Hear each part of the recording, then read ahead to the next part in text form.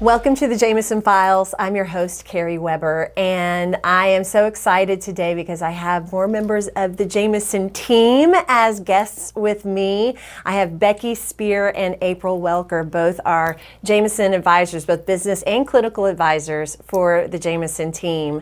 And so thank you, ladies, for being with me. Thank you. Absolutely. We are here together at the Jameson offices doing work on our own personal skills and development, just like we do with all of our clients, helping you to be better and better every day. We do the same thing. So we gather together and we meet and we work through areas that we can improve so that we're bringing our very best to our clients across the country. And the cool thing about Becky and April is, like I said, they're business and clinical advisors. So these ladies are both hygienists that have worked clinically in dental practices. April's actually still a working hygienist out in the world. And so they bring to the table in their work with our clients not only the perspective of those business systems that are so important, but the clinical systems and how to truly have a high-performing clinical team and hygiene team in your practices. So what I really wanted to talk about today is from your perspective and the work that you do with practices across the country and what you're seeing in the industry as a whole. What are the trends in hygiene specifically? What are the pain points that you feel like practices are struggling with? And where are those opportunities that practices need to perhaps put some attention on that could really help improve their practices from that perspective? Right now, I think one of the big things that we are teaching in many of the practices that we go to is the staging and grading, which is the new periodontal classification system.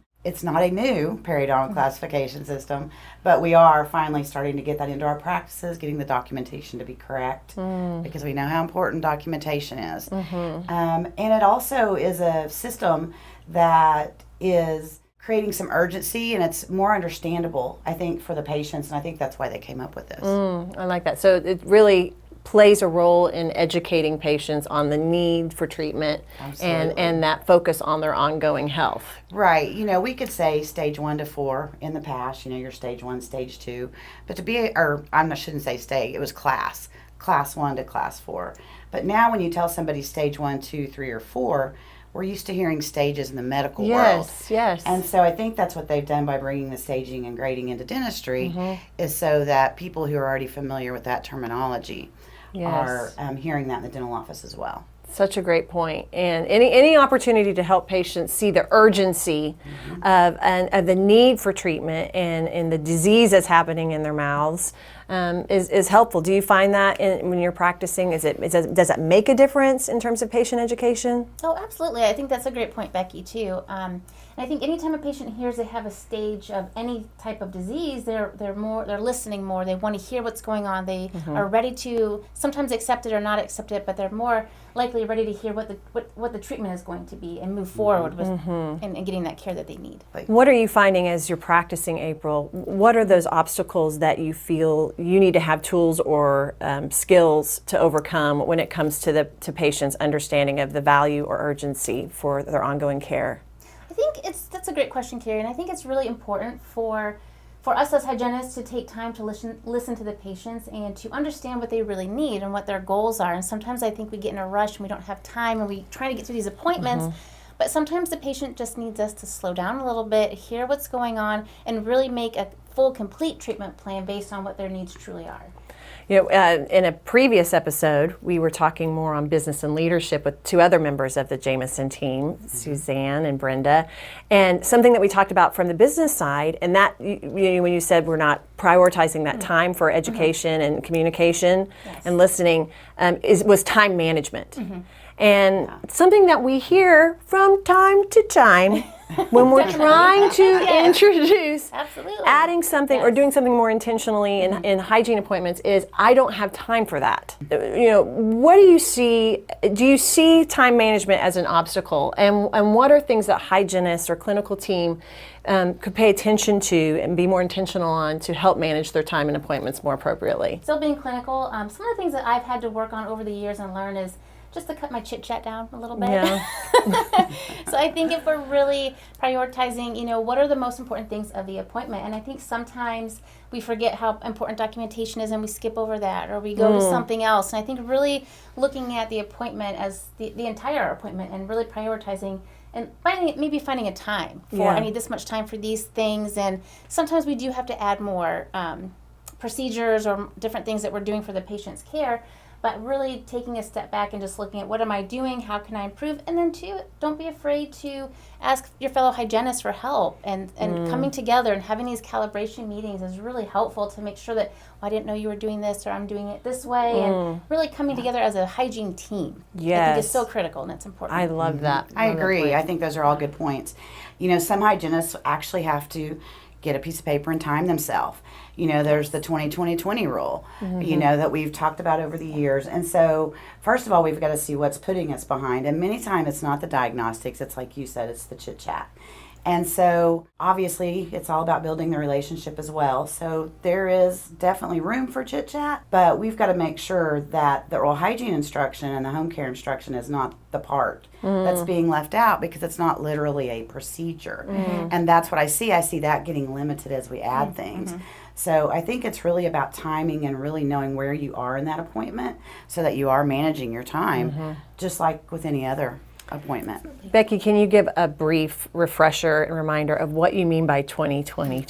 Sure. So the 20-20-20 rule is basically the first 20 minutes is diagnostics.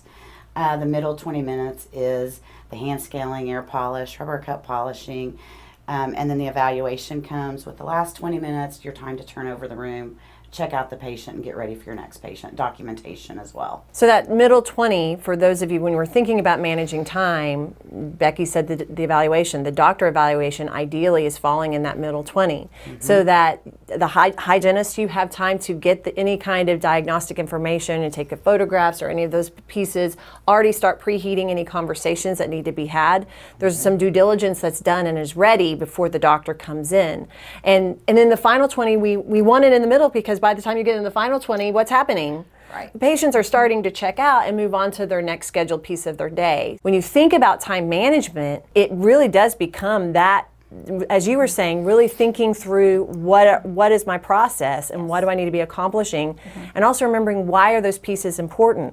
So if we're finding ourselves saying we don't have time to do things that would be integral pieces of patient education or helping them move forward with needed treatment or dealing with disease, we're actually sacrificing something that could be the make or break piece of that patient's decision-making process. Do you find that with your patients today? No, absolutely, right. The patients need time to process this information too, and as you're saying, is that last 20 minutes, they're already checked out, they've been sitting in the chair, they're waiting, and they're ready to go. And so that piece is the patient education piece is so important from the beginning to the middle to the end. And so, yes, I completely agree. Yeah, and I think it's a fine line, right? The chit-chat? Yes. It's such a fine line, because relationship is so important with our patients, so that they have that trust and relationship and commitment to their ongoing care.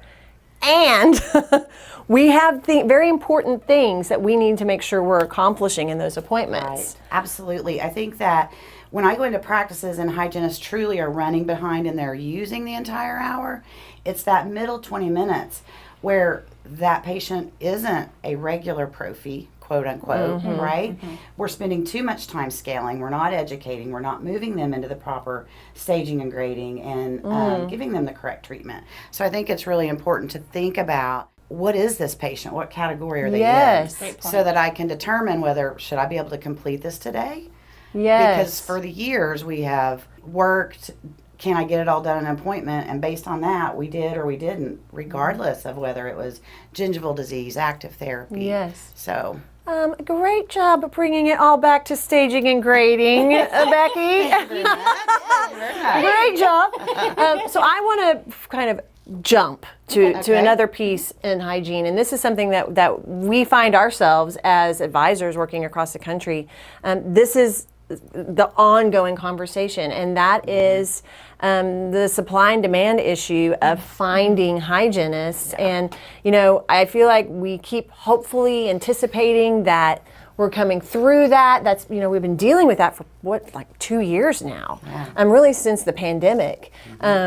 So through that, a lot of changes have happened, and that still continues, from what I see, to be a big issue. They don't have enough hygienists to see the patients, or they're so booked out in hygiene, they can't, that's becoming a problem as well. What are some solutions in those interim times that you're finding are working well for practices that may find themselves in a season of need for a place for hygiene patients?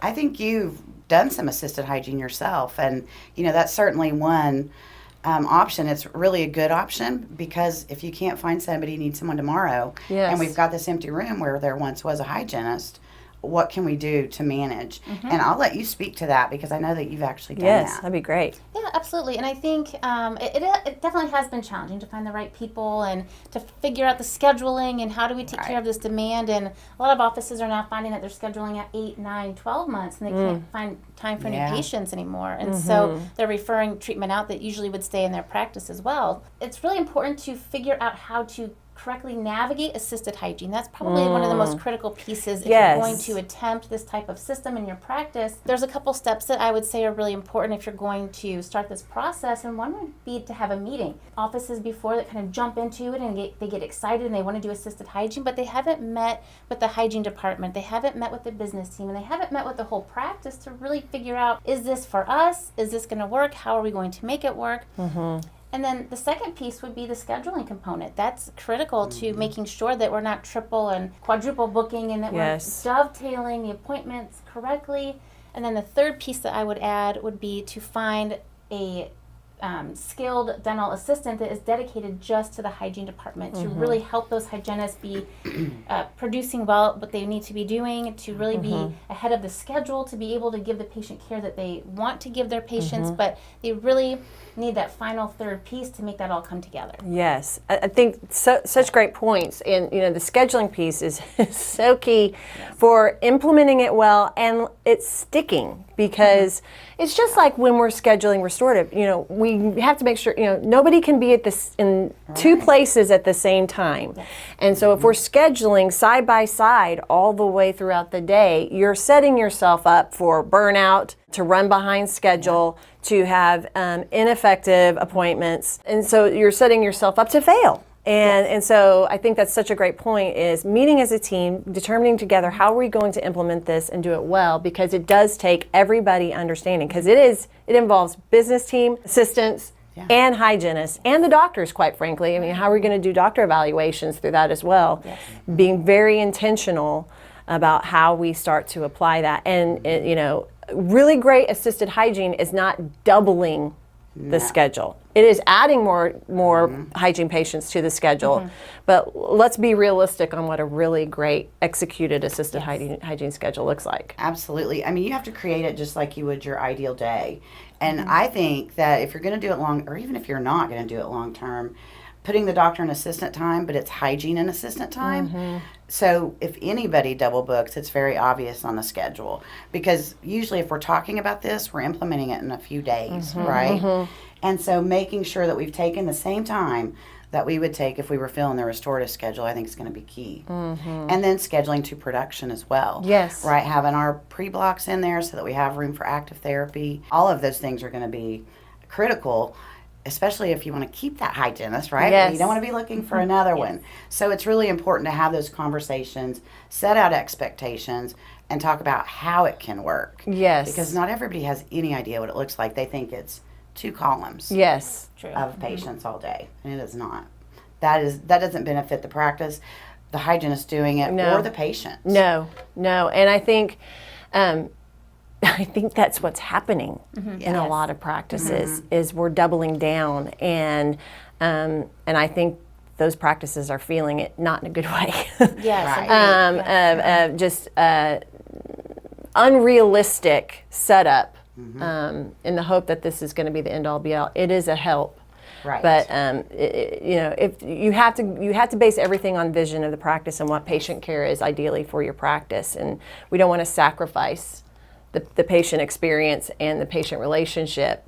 And if you double down, you're going to be too busy and too stressed out to even be able to give the attention that you would need for that to be the reality in your practice. So time management, Yes. staging and grading, That's and right. and staying on top of the evolution of hygiene. Really, and, these things now occur and are called different. It's not class anymore, it's state, and there are reasons for all of these types of evolutions. So staying on top of your profession, always being Absolutely. passionately curious about how you're going to be better and better and better for your patients and for yourself professionally. The 2020.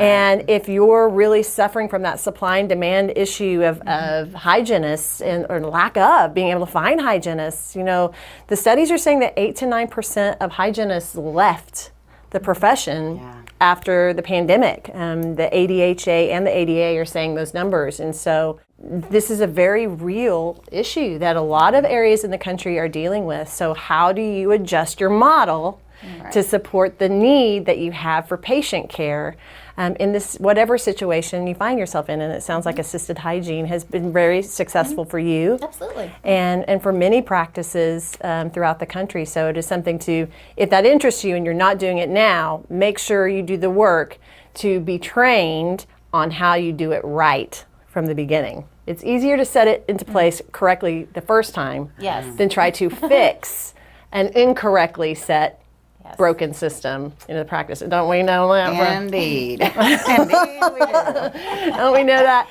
So much to stay on top of in hygiene, and if there's something that we can help you with in streamlining your clinical aspect of your practice and the hygiene aspect of your practice, these are two of the people on our team that are doing amazing work every single day with dental practices across the country. So ladies, thank you so much for being with me. Thank you, Carrie. It's a pleasure. And thanks to all of you in the Jameson Files community. Thanks for being with us and being committed members. Be well, and we'll see you next time. Thank you for joining us on this episode of the Jameson Files. Visit us online at jmsn.com. You can subscribe to this podcast on iTunes,